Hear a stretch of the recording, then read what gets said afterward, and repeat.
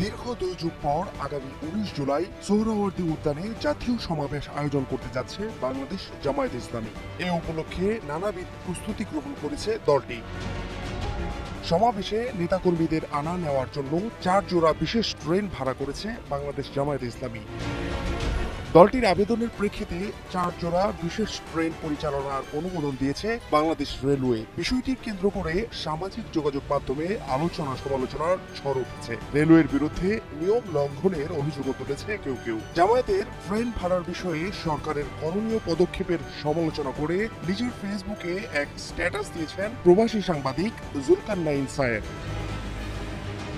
Facebook স্ট্যাটাসে জামায়াতের 4 জোড়া ট্রেন ভাড়ার আবেদন ও বাংলাদেশ রেলওয়ে কর্তৃপক্ষ অনুমোদনের দুটি ছবিও পোস্ট করেন